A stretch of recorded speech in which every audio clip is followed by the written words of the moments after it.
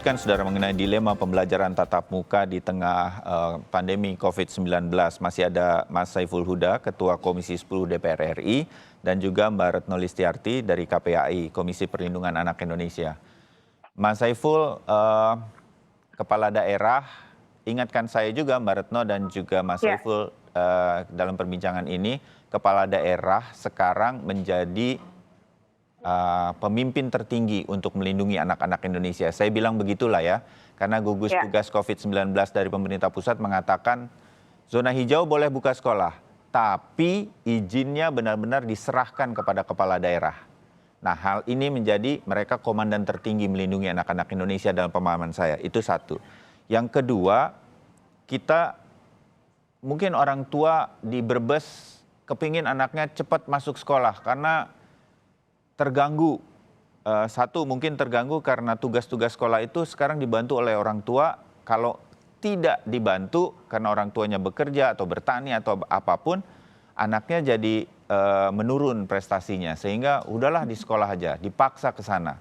Nah, kurikulum-kurikulum di tengah pandemi seperti ini kan harusnya sudah segera harus ada. Ini darurat begitu. Mas Saiful, Kemendikbud, ini counterpartner Anda di DPR RI begitu. Apa sih yang membuat ini begitu lama untuk segera dibuat panduan-panduannya, Mas Saiful? Saya tidak tahu persis, Mas. Yang jelas, saya menagih janji ke Kemendikbud. Karena Ya, seminggu sebelum tanggal 13 Juli, sudah disampaikan akan ada gitu kan? disampaikan sudah siap ada kurikulum darurat. Ya, Sampai sekarang tidak terjadi. Ini yang saya kira kita desak, publik harus mendesak terus. Komisi 10 DPR juga akan mendesak terus kepada Kemendikbud. Karena inilah akar masalahnya, ya, Mas Bayu. ya, ya, Kenapa orang tua menuntut adanya pembelajaran tatap muka? Karena merasa PJJ tidak efektif. ya, Nah, kurikulumnya ya. salah satu substansi yang paling serius dari PJJ tidak efektif itu adalah, salah satunya adalah kurikulum adaptif yang belum ada sampai hari ini. Gitu. Ya, Ini yang menjadi persoalan, selain persoalan kuota yang susah, ya, smartphone yang tidak semua murid punya, ya. dan seterusnya itu. Ini akan jadi agenda prioritas setelah reses di Komisi 10, Mas Saiful? Pasti Mas Bayu, saya pastikan bahwa ini menjadi agenda prioritas kami, dan kami berharap Kemendikbud juga menganggap ini sebagai prioritas gitu. Harus ada Harus, setuju extra saya, ya. terkait dengan ini gitu. Ya, Ini pengalaman 4 bulan cukup Mas Bayu untuk Kemendikbud mengevaluasi dan Ya. harus berbuat apa gitu. saya rasa dari bagian pertama kita bicara bahwa ada risiko-risiko yang tidak ingin kita tanggungkan itu kepada anak-anak. Mungkin Kemendikbud sampaikan saja, memang jangan lakukan tatap muka, tapi PJJ, pembelajaran jarak jauh. Ini caranya. Mbak Retno, Anda punya masukan kepada Komisi 10 nanti kalau bertemu dengan Kemendikbud? Oke, yang pertama KPAI sangat mengapresiasi Komisi 10 DPR RI ya. Ya, Pak Saiful Huda ini saya lihat juga sangat tegas gitu ya terhadap hal-hal terkait dengan PJJ di masa pandemi ini. ya, Nah, kalau masukan KPAI adalah pertama tadi ya kami sepakat bahwa ini akar masalah. Kenapa orang tua itu kemudian mendesak masuk? Karena mereka frustasi ya menghadapi PJJ yang juga diperbaiki. Jadi kurikulum 2013 itu adalah kurikulum yang sangat berat. Bahkan dalam kondisi tidak pandemi pun dia berat. Nah sekarang tiba-tiba terjadi pandemi di mana pembelajaran dilakukan secara jarak jauh. Nah ini tentu harus disesuaikan. Jadi bagaimana kurikulum adaptif tadi itu harus diatur dengan cara menipiskan atau mengurangi standar isi. Jadi kami sudah kontak juga dengan BSNP ya, komunikasi dengan Pak Doni salah satunya dan juga dengan Pak Arifin, Jaya Arifin. Kami menanyakan bisa nggak itu BSNP itu melakukan? Oh mereka bilang kami sudah melakukan sesuai dengan masukan banyak pihak dan waktu itu sudah selesai standar isi dan standar penilaian. Jadi harus diubah standar isi kurikulum maupun standar penilaian. Nah ini harus ditandatangani oleh Pak Menteri. Jadi menjadi Permendikbud. Nah Permendikbud standar isi dan standar penilaian kan masih berlaku yang lama. Nah, ini harus diperbaiki. Ya. Nanti pusat kurikulum akan membuat sesuai standar isi, dan standar isi ini harus adaptif, diantaranya adalah harus ada ukuran untuk anak SD, SMP, dan SMA, berapa lama dalam sehari bisa menatap gawainya gitu Iya. handphone ya, Ya. karena itu sangat berpengaruh terhadap kesehatan anak. Yang kedua adalah bahwa PJJ nggak selalu daring, itu perlu. Jadi kalau Pak Menteri bilang akan pulsa adalah jadi masalah, salah gitu, bukan itu masalahnya. Dan ketika pulsa dibebankan kepada dana BOS, itu membebani sekolah lagi, karena dana BOS tidak pandemi aja kurang, apalagi ada pengeluaran lain. Ya. Jelaskan Dan mengapa ini tentu PJJ tidak tidak menyelesaikan selalu harus masalah. daring, Mbak Retno. Betul, nggak selalu daring, dan itulah nanti dibikin. Jadi blended pun bisa, misalnya anak SMK itu butuh praktek bengkel. Nah, berarti mereka harus ada tatap muka ke sekolah, karena bengkelnya nggak bisa dipindahin ke rumah. Ya. Nah, ini yang diatur oleh siapa? Ya oleh tadi standar isi serta kurikulum. Jadi nggak bisa dibilang bahwa surat edaran Menteri nomor 4 itu seperti menyelesaikan masalah. Tidak. Ya. Malah justru Harus ada detail-detail lanjutan. Iya, petunjuk teknis serta hal yang sifatnya detail tadi, memayungi tadi ya, guru-guru itu menjadi punya pedoman, terarah, tidak dibebaskan ya, itu akan menyulitkan masing-masing guru dan sekolah.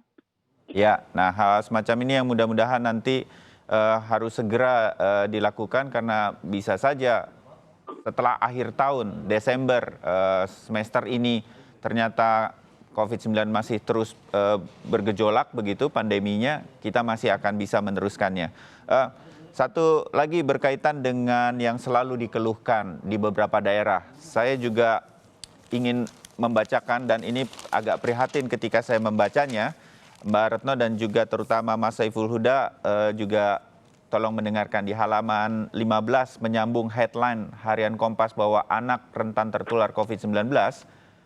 Ada Deputi Bidang Koordinasi Pendidikan dan Agama dari Kementerian Koordinator Bidang Pembangunan Manusia dan Kebudayaan, Agus Hartono, yang mengatakan justru akan ada relaksasi pembukaan sekolah yang akan dimulai dari wilayah yang punya keterbatasan akses pembelajaran jarak jauh.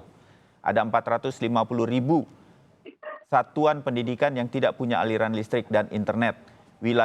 Walaupun wilayah ini perlu dipastikan berisiko rendah dari penularan COVID-19.